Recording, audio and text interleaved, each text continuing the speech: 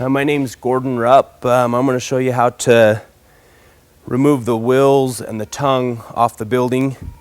When you get your building, it's going to come with two real important tools. We call this an accessory, a lifting accessory, and then a high lift jack. It'll come in a box like this.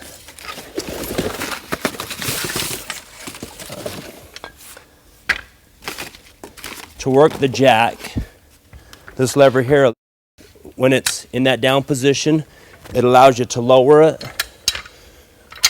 Or if you want to raise your building, you pull up on it. It's kind of how that jack works.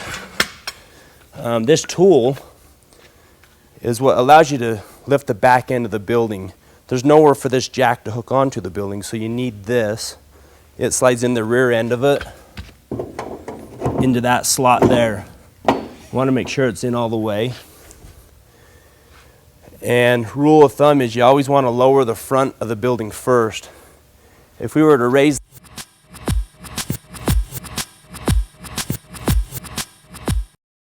the back end, that whole building would be balancing on this front wheel. So if we lower the front, it'll have the building, the width of the building, keeping it stable. Another thing you want to watch for is you never want the high lift jack to be here. In order to lower this building, we got to spin this wheel, and I'll show you how to do it. So you always want to jack it from the opposite side of this jack. If you notice, I pulled up on it. At this point, I can raise it and get it to where I need it. And you always kind of want two people when you're doing this job.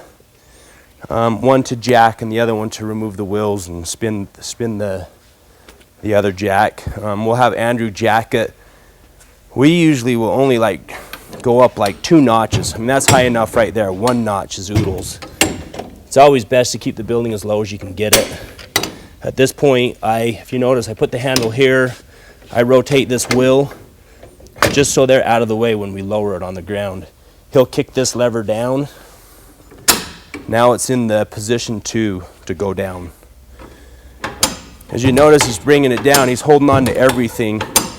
It's real important to just keep a tight handle or hand on the jack. Keep it stable. If you were to let go of this handle, it could go all by itself.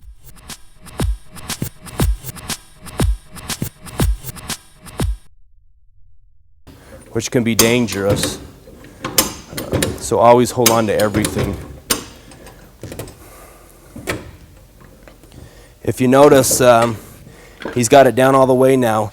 When we lift the back end of the building, it's not resting on that wheel. It's got more stability. So now we'll go to the back end. He's only going to raise this a couple notches. It's all you need to do.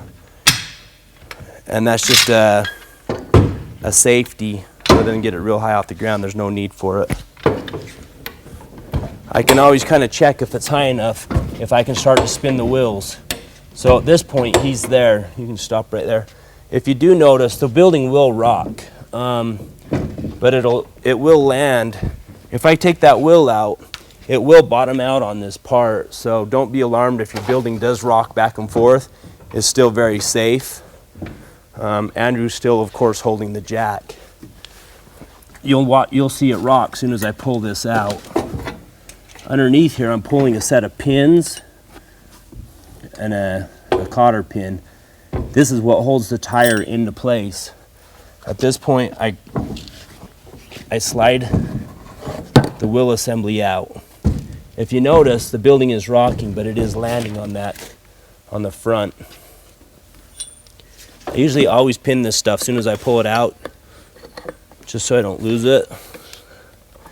Now I'll go around to this opposite side.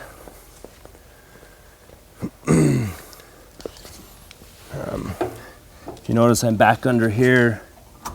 I'm pulling the pin.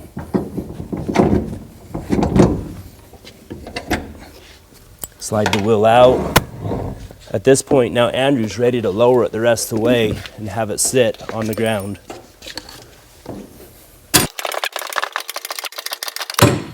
Once he's got that all the way lowered, this will slide right out, but we still have that tongue in the front that we need to remove. It's held on the same way, it's just we use a large pin to hold it in place. You just slide that out, grab it, and this will just slip right on out. Now if we wanted to put the wheels back on, first thing we do is slide this into place. If we were to lift up the back end first, there would be such an angle on this that I couldn't get this in there. So you always want to put the tongue in first.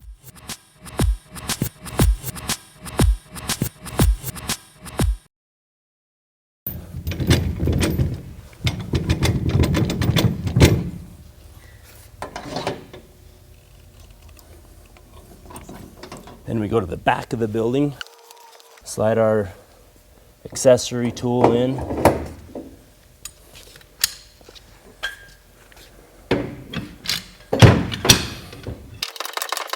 At this point, I'll step up and try to put this tire in, just so I know when he's high enough, I can tell him to stop.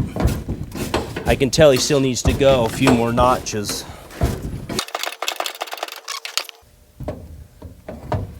At this point, I slide the wheel in, take my pin, I can locate my hole.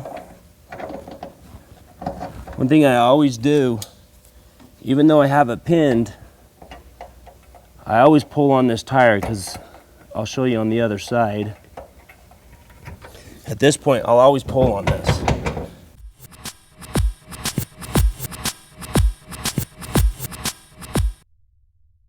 Make sure that I did run the pin through this axle. So if we come around here, you'll notice that this hole is pretty close to the end. It's really easy for me to pin it. Let's say I thought I had it slid in far enough. I slide it through that axle, and I actually missed the hole, but it feels pinned. That's why I pull on it. The wheels always track. If you notice, I could have put it in this way or reverse. You always want it to track kind of like a motorcycle, on like the swing arm on a bike.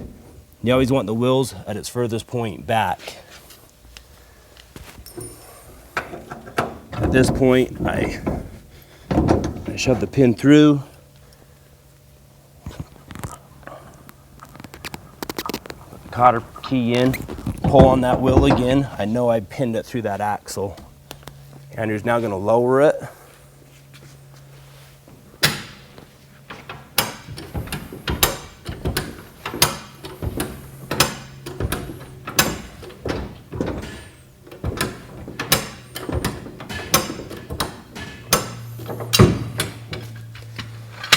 Now we want to go around to the front and raise it up so you can roll it around or hook it on a vehicle.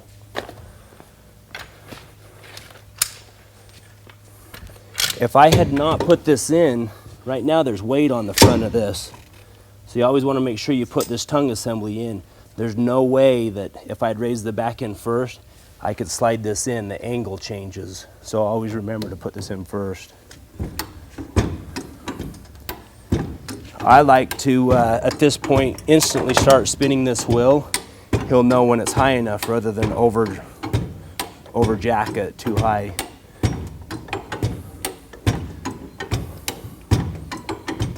If you notice that clicked, once it was high enough, this pin popped in and it's stable. You can also look on the back side. You'll know that the pin did go through. It's back on its wheels, ready to go.